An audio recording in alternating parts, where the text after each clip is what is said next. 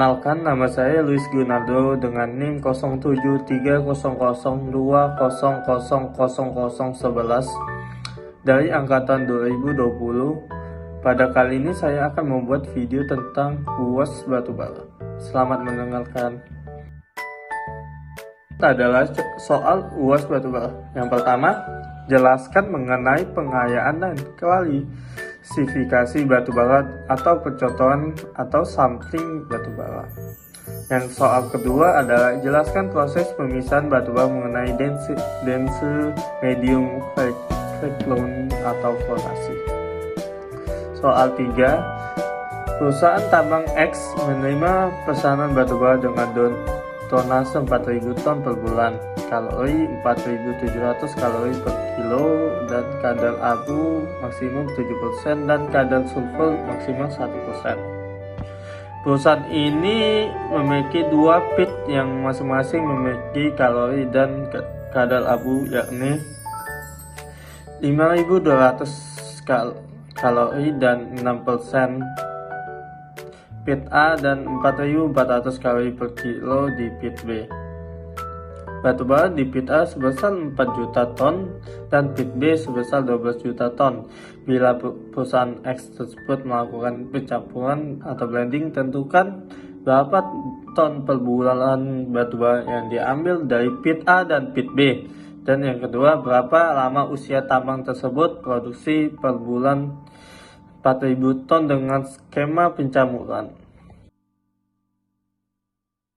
Sampling merupakan operasi sebagian kecil yang jumlahnya cukup untuk dianalisa dari suatu jumlah berat atau volume besar sedemikian rupa sehingga proporsi atau distribusi kualitasnya akan diuji adalah sama antara keduanya. Tujuan sampling pertama, mendapatkan informasi tentang batubara yang datang dari tambang dan masuk pabrik pencucian. Kedua, memeriksa kondisi batubara pada tempat-tempat tertentu selama material tersebut bergerak di dalam pabrik hingga dapat dibandingkan dengan syarat optimum. Ketiga, menentukan karakteristik fisik dan kimia dari produk yang dihasilkan seperti kandungan air, abu, sulfur, dan yang lain-lain. Keempat, mendapatkan data perolehan atau kehilangan. Kelima, menentukan karakteristik fisika dan kimia dari produk. 4. Sampling. Yang pertama ada kondisi moving stream. Kondisi moving stream ini bisa terdapat biasanya di belt conveyor, salt file, dan lain-lain. Kedua adalah kondisi stasioner. Kondisi ini bisa terjadi di sheet, soft file, dan bisa terjadi di tempat lain-lain juga. Kesalahan dalam sampling dibagi menjadi dua kategori. Yang pertama ada stationary distribution error, itu bergantung kepada material yang diambil sampelnya dan merupakan variabel acak. Yang kedua, operation error dapat diklasifikasi sebagai sistematik. Sistematik adalah oleh hilangnya material dalam bentuk debu atau karena kontaminasi debu luar. Kedua, change refleksi dari variabel yang ada pada kesalahan sistematik.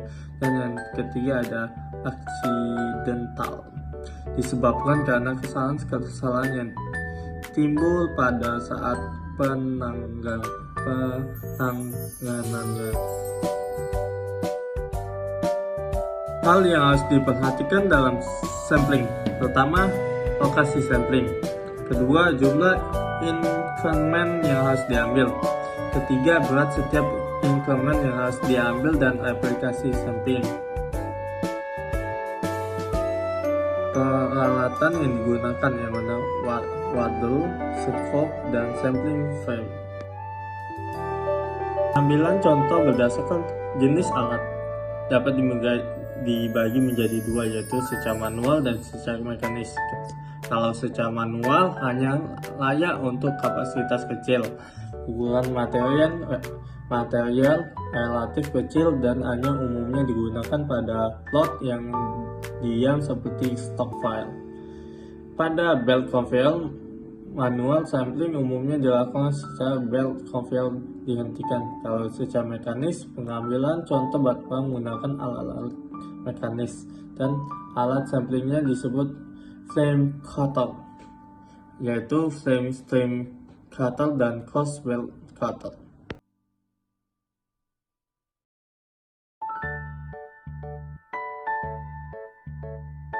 Flotasi adalah pengapukan, di mana flotasi merupakan metode fisika atau kimia di mana partikel-partikel dari mineral yang berbeda dipisahkan satu dengan yang lain, yaitu dengan yang lainnya dengan pengapukan mineral tertentu ke permukaan air.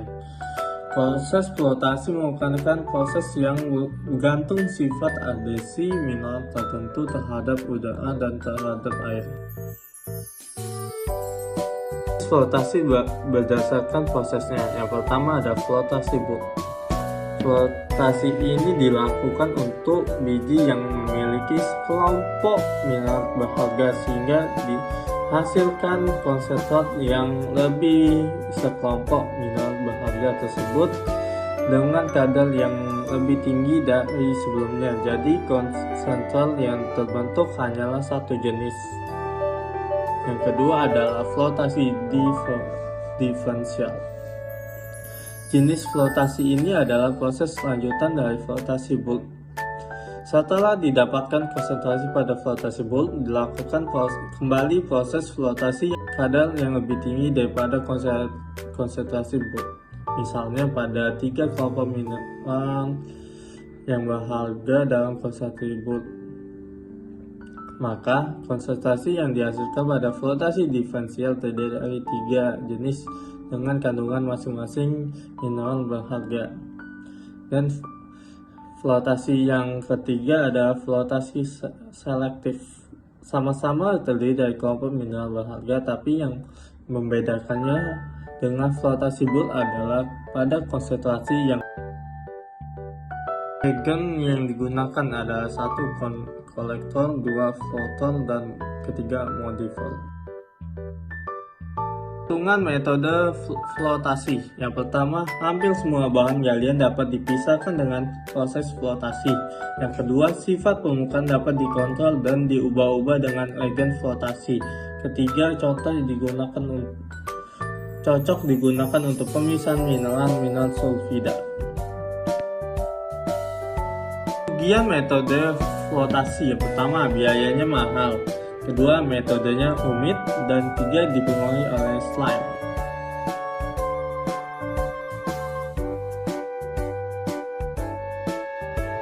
Dari soal tersebut kita bisa selesaikan dengan sistem substitusi. Dengan percobaan 1 X plus Y sama dengan Z, sedangkan percobaan 2 AX plus BY sama dengan CZ. Bisa lihat di layar ada tabel parameter ABC dan pasar satuan tonase dan kalorinya. Kita langsung masuk perhitungan blending. X plus Y sama dengan 400.000, Y sama dengan 400.000 minus X dan kali.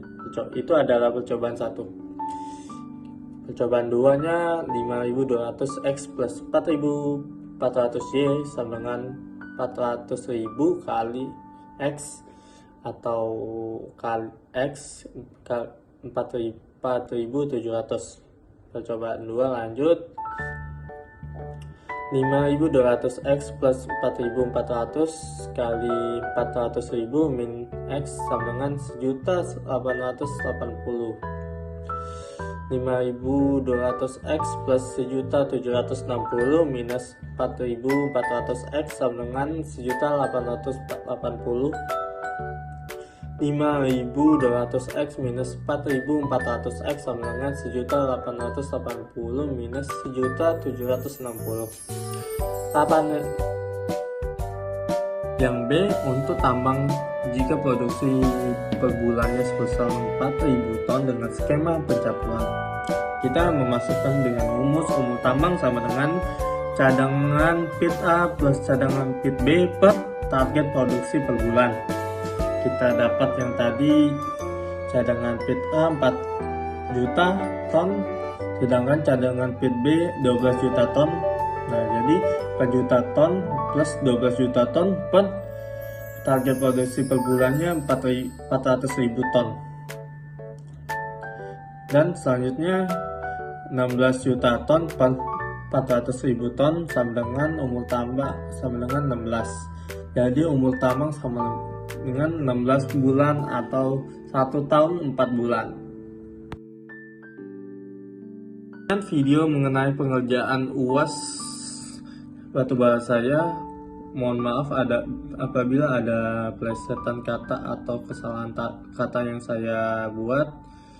Mohon maaf. Terima kasih sudah mendengarkan.